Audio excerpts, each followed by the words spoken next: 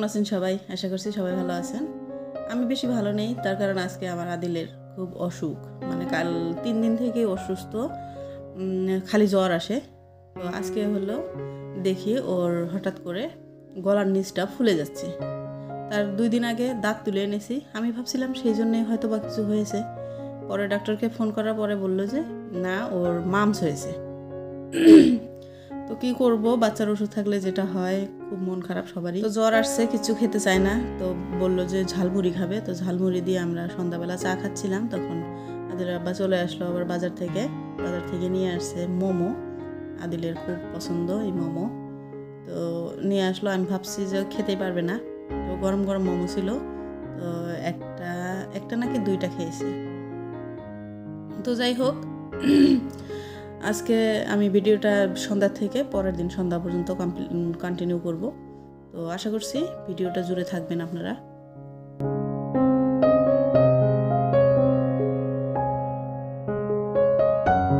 তো মোমো খাওয়ার পরে চিতল মাছ নিয়ে এসেছে, সেটা একটু ঢেলে ভালো করে ধুয়ে নিতে হবে। চিতল মাছের গায়ে যে খোসাগুলো থাকে এত শক্ত, একদম চাকু দিয়ে চাচলে উঠতে চায় না, তো সেটা আমি কিছুক্ষণ ভিজিয়ে রাখবো। তো রাত করে অন্য ডাল, নরম নরম খাবার রান্না করেছি, অলরেডি রান্না করে নিয়েছি। আদিলের শরীর খারাপ দেখে, সামনে হলো পরীক্ষা, পড়াতেও হয়, তো শরীর খারাপ থাকলে তো পড়তেই চায় না। তো তবু ওর যখন ভালো লাগে তখন একটু করে বসাই, আবারও শুয়ে থাকে। তো যাই হোক, এখন মাছটা ভিজিয়ে রাখলাম, তারপরে এখন হচ্ছে বাজারগুলো গুছিয়ে নেই। তো কয়েকদিন হলো বিস্কুট আনা হয়, সেগুলো ওই খুরশিদ পছন্দ করে না। এই যেগুলো বিস্কুট দেখতে পাইতেছেন, এগুলো সব খুরশিদের পছন্দের, ও অন্য বিস্কুট খায় না, এই বিস্কুটগুলোই খায় খালি। তো এই যে টোস্ট অনেক দিন হলো আনা হয় না, এই টোস্টটা তো আজকে দেখি নিয়ে আসছে। তো আমি বিস্কুটগুলো এই ডয়ারে রাখতেছি। তো কাজগুলো করতে করতে আপনাদের একটা কথা বলি। তো আজকে গত রাতে আমার চ্যানেলে সাবস্ক্রাইব 2000 পূর্ণ হয়েছে। মাশাআল্লাহ, আপনাদের এত সাপোর্ট আমি পাবো ভাবতেই পারিনি। তার কারণ 1000 সাবস্ক্রাইব হতে আমার 2 বছর লেগে গেছে, আর এই 2 মাসে আমার আরও 1000 সাবস্ক্রাইব হয়েছে।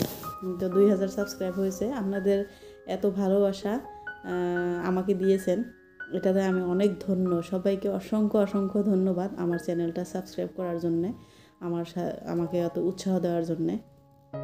তো সবাইকে অনেক দোয়া এবং ভালোবাসা, আর আমার বাবাটার জন্য দোয়া করবেন, ও যেন তাড়াতাড়ি সুস্থ হয়ে যায়। তো আজকে তারপরে সবজি নিয়ে এসেছে, কাঁচা সবজি অনেকগুলো, তো সবগুলো গুছিয়ে নিচ্ছি। মূলা নিয়ে এসেছে, তারপরে গাজর, ফুলকপি। তো ফুলকপি তো মানে গরমের দিন আসলে আর পাওয়াই যাবে না, তো আজকে বলছিলাম যে একটা ফুলকপি নিয়ে আসবেন, তারপরে নিয়ে আসছে। আর এই গাজরগুলো দিয়ে আমি বানাবো হচ্ছে একটা লাড্ডু, তো সেটা আপনাদের কাছে শেয়ার করব। আর এই যে করলা নিয়ে এসেছে, এগুলো হচ্ছে মানে মানুষের মাঠে তো কি করে, মানে পালন করে, এটা বালুর মধ্যে হয়, তো সেই করলাটা ছোট ছোট। তো এটা হলো পরের দিন সকালবেলা। সকাল এখন 7টা বাজে, অনেক ঠান্ডা করেছে আজকে, ছাদে উঠে কথা বলছিলাম। তো এখন সকাল থেকে আবারও শুরু করলাম। রাতের বেলা মাছ টাছ আর কিছুই রান্না করিনি, তার কারণ সব কিছু রান্নাই ছিল আগের। তো মাছ টাছ সব বেছে কেটে ধুয়ে রাখছিলাম, তো সকালবেলা রান্না করব। তো এখন আমি চিয়া সিডটা খেয়ে নিচ্ছি মধু দিয়ে।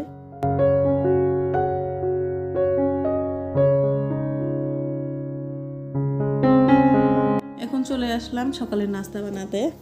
যে ব্রেড নিয়ে আসছিল, ব্রেডটা গরম করে নেই। টাটকা ব্রেড থাকলে এমনিতে খাওয়া যায়, আর যদি একটু দেরি হয়ে যায়, মানে সঙ্গে সঙ্গে না খেলে না, একটু গরম করে খেলে ভালো লাগে। এই যে গরম করে নিয়েছি, এখন আমি এর মধ্যে জ্যাম লাগাবো। জ্যাম যেটা আমি বাড়িতে বানিয়েছি। তো বাড়িতে বানালে না দেখা যায় বাচ্চারা আবার খেতে চায় না, ওই যে রেড কালার যে একটা কিষান জ্যাম থাকে, সেটাই 2 ভাই বেশি পছন্দ করে। আমি আর আদিলের আব্বা আবার এই যে বাড়িতে বানানো যেটা অরেঞ্জ দিয়ে বানিয়েছিলাম, সেটাই আমরা খাই। তো আমি এখন নাস্তাটা করে নিব, ওরা এখনও ওঠে নাই। তো আমি নাস্তাটা বানিয়ে নিচ্ছি আগে প্রথমে, তো জ্যামগুলো লাগিয়ে নেই।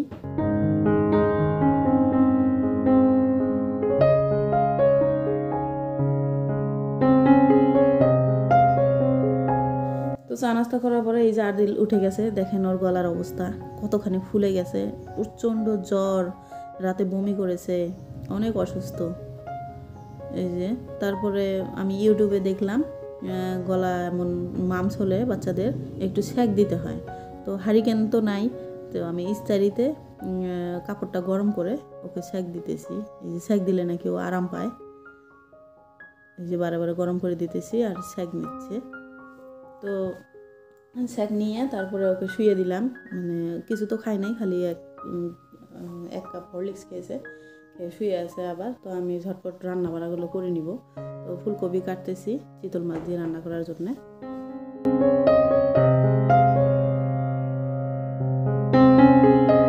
আর এদিকে সবজি টবজি কেটে নিয়ে আমি মাছটা ভেজে নিচ্ছি। চিতল মাছ কিন্তু ওই কড়কড়া করে ভেজে রান্না করতে হয়, অনেক কাটা তো, এমনিতে তো বাচ্চারা খেতে চায় না, আদিল তো খাই না, খুশিতেও খেতে চায় না এই যে কাটা থাকলে বেশি।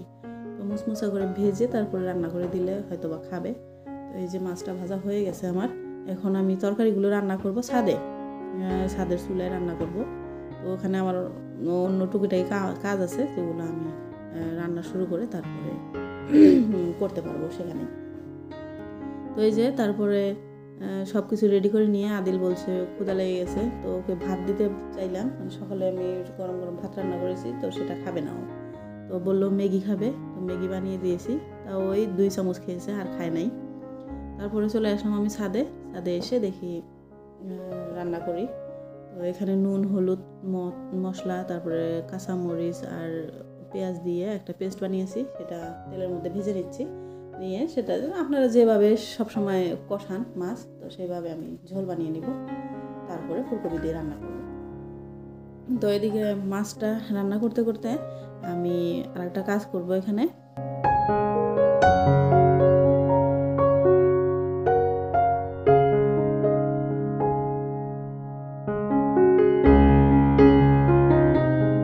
বাড়ির থেকে তিল নিয়ে আসছিলাম, কিনে নিয়ে আসছি, বাড়ির থেকে না, বাড়ির ওইখানে একজনরা বিক্রি করে কালা তিল, যেটা ভর্তা করলে অনেক টেস্টি হয়।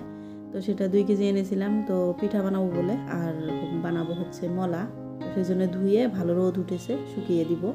তো এই যে এই স্টিলের ছাকনাতে করে ধুয়ে নিচ্ছি, অনেক মাটি থাকে এর মধ্যে।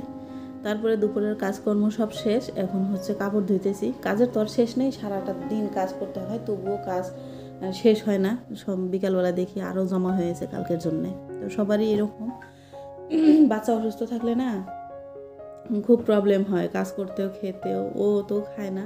এই যে রোদের মধ্যে নিয়ে এসেছি বিকালবেলা, নিয়ে এসে এখন হচ্ছে একটুখানি প্র্যাকটিস করাই, যে খালি শুয়ে বসে থাকলে কি আর চলবে, সামনে পরীক্ষা। তো যাই হোক, এখন মানে করার তো ইচ্ছা নেই, তবু আমি মানে জোর জবরদস্তি করাচ্ছি। তো ও যতক্ষণ করতে চায় করাবো। তারপরে চলে আসছে আম্মা আসছে দুপুরবেলা আদিলকে দেখতে। তো আম্মা নিয়ে আসছে দুধ বেশি করে। তো আমি তখন বললাম যে দুধ দিয়ে তাহলে একটা পিঠাই বানাই। তো আম্মা বললো কি বানাও, আমি সামনে পেয়েছি নিয়ে আসছি, তোমার যা ইচ্ছা তাই বানাও। তো আমি ভাবছি প্রথমে চিতই পিঠা বানাই, চাউল গুঁড়া করা ছিল আগেরই। চিতই পিঠাটা বানিয়ে চা খাবো, আর তারপরে হচ্ছে তেলের পিঠা বানাবো। তেলের পিঠা বানিয়ে দুধের মধ্যে ভিজিয়ে দেবো। তো সবাই এই যে ছাদের উপরে এসে চা খাচ্ছি একসাথে। আদিলের আবার বাড়িতে নেই, আবার বাজারে গেছে। তো এই যে তেলের পিঠা কিন্তু খুব সুন্দর হয়েছে। প্রথম 2-3টা ভালো হয়নি, তারপরে আবার ভালো হয়েছে। আম্মা এই যে পিঠা খাইতেছে, আর মানে পিঠা ভাজতেছে, চিতই পিঠা খাইতেছে আর তেলের পিঠা ভাজতেছে। তো আদিলের এই যে দেখেন একটুখানি ও সুস্থ, মানে আজকে একটু ভালো লাগছে, মানে আম্মাকে দেখে আরও খুশি হয়েছে। তো ওই যে সবসময় চুলার বগলে বসে থাকে, তো ওকে বললাম বসে থাকবো, আমরা চা খাচ্ছি এখানে, খুব মজা করে গল্প করতেছি। আম্মা আসলে যেটা হয়, এত পরিমাণে গল্প করি, গল্প শেষই হয় না। ফোনে গল্প করি, আসলে গল্প করি, রাতে বসে বসে গল্প করি, তো গল্প শেষ হয় না। তো যাই হোক, আজকে ভিডিওটা এই পর্যন্তই। এই যে দুধ জাল দিয়ে নিয়েছি খেজুরের গুড় দিয়ে, তারপরে এর মধ্যে তেলের পিঠাগুলো মিশিয়ে দিচ্ছি। কারা কারা তেলের পিঠা দুধের মধ্যে দিয়ে পছন্দ করেন অবশ্যই একটা কমেন্ট করে জানাবেন। আর আপনি যদি আমার চ্যানেলে নতুন হয়ে থাকেন তবে প্লিজ আমার চ্যানেলটা সাবস্ক্রাইব করে নেবেন। তো আজকে ভিডিওটা আমি এখানেই কমপ্লিট করব, এখানেই শেষ করব। তো দেখা হচ্ছে নেক্সট ভিডিওতে। ভালো থাকবেন সবাই, সুস্থ থাকবেন, খোদা হাফেজ।